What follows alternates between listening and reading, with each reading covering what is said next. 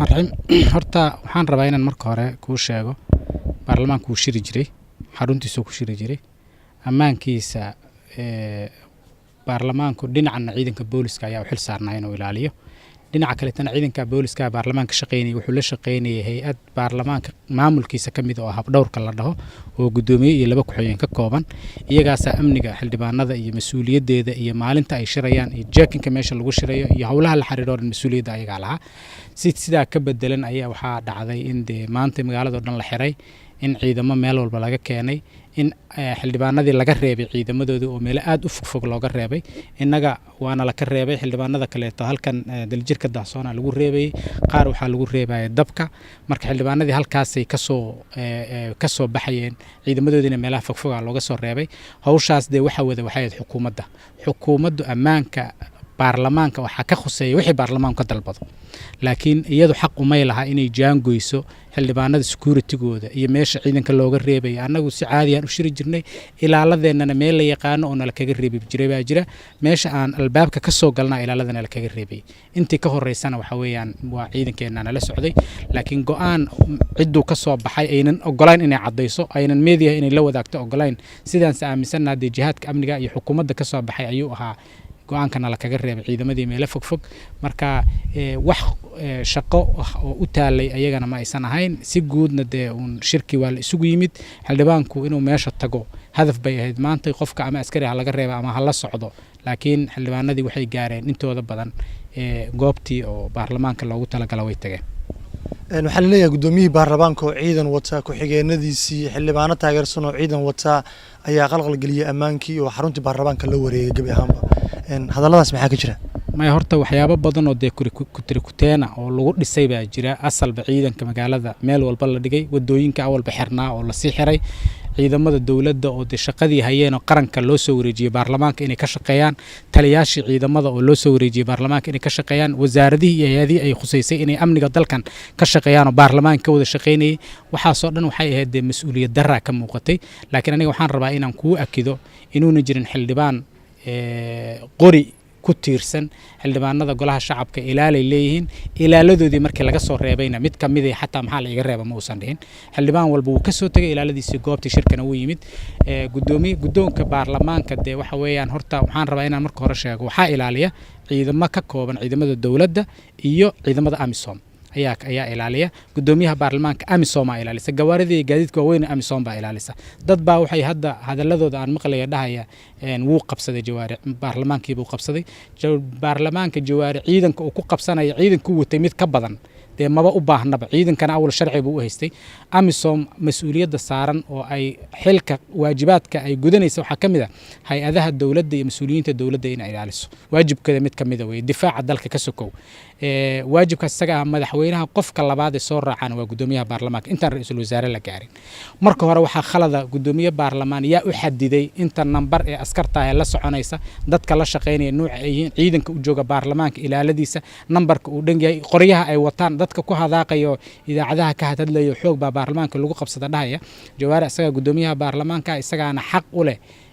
inuu yimaado goobta shirku ka dhacayay wuu yimid wuu soo fariistay laakiin waxaa lagu soo dhiiran waayay markii la ogaaday inuu jawaari soo galay oo xildhibaanadii in ka midana gudaha soo galeen intii kaleeta albaabkii laga xirtay hadafkan markii hore wuxuusan ahayn in si cad loo shiro inay xildhibaanada aaraa'dooda iswadaagsadaan inay isu yimaadaan inay shir qabsadaan waxay ahayd howl loogu talagalay 4 nin inay meesha tagto gacan beena la taago gudoomiyaha jawaari waarin la yiraahdo sharciga iyo dastuurka wadankana lagu baabiinay xildhibaana laakiin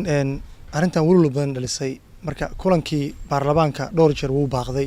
mar madaxweynaha codsaday in la baajiyo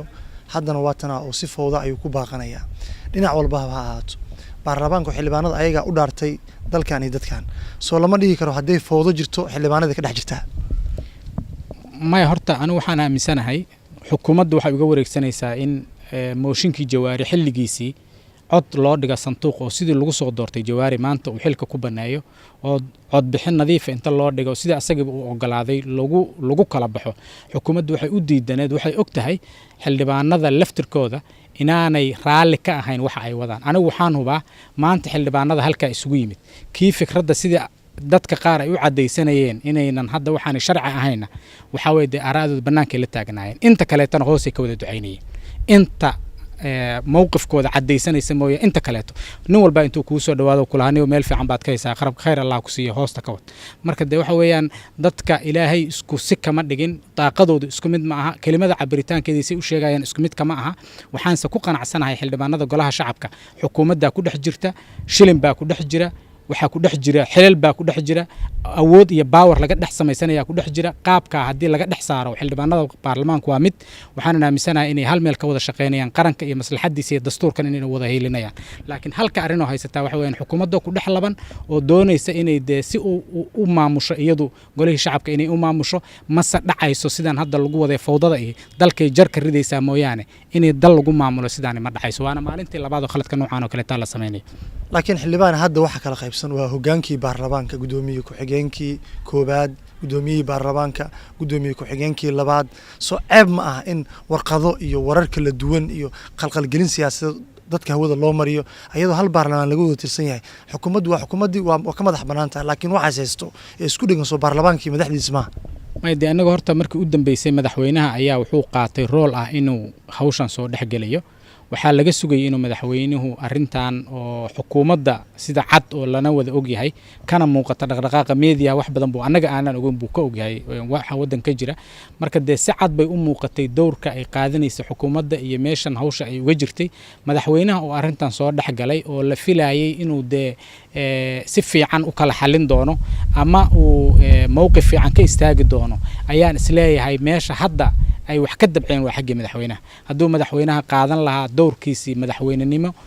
inuu hay-adihiisa dowladda uu asagu isku wada inuu isku hayo ay ahayd dastuurkii ay ahayd inuu ilaaliyo ee asaga lagu soo doortay madaxweynuhu hadduu roolkaas ciyaari lahaa waxaan aaminsanahay golaha shacabkana inay ahayd inuu hal dariiq mari lahaa inayna maanta sida ay tahay laakiin de markii la toojargareeyo dadkii oo la qasbo oo qof walbaba xil lagu handado oo mid walba qof lagu xiro oo maarata masaalix iyo dhaqaale loo adeegsado dantii qarankana way baaba'aysaa madaxdii qarankana waxaan u malaynayaa maanta haddii la yidhaahdo jawaari dastuurkay ku qoran tahay sida uu xilkan ku weyn karo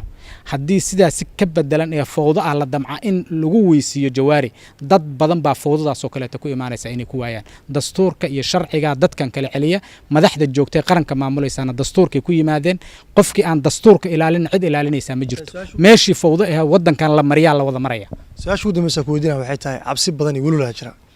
kulankii baarlamaanka maanta waa ujeednaa meesha uu ku socdo dadka Soomaaliyeed way cabsanayaan maxaa baarlamaanka iyo ummadda Soomaaliyeed mustaqbal u ah oo ku muuqdo ka xildhibaan ahaan aad baan horta marka hore waxaan rabaa inaan u mahad celiyo guud ahaan shacabka Soomaaliyeed dadka Soomaaliyeed dad wax garada waaye dad aan ma aha caalamku waa kala bedelan yahay dadkeenu dad indha fiiqan waaye dad la socdo waaye xataa qaanuunkooda iyo sharciga iyo dastuurka waa dad fahmi kara wixii khaldan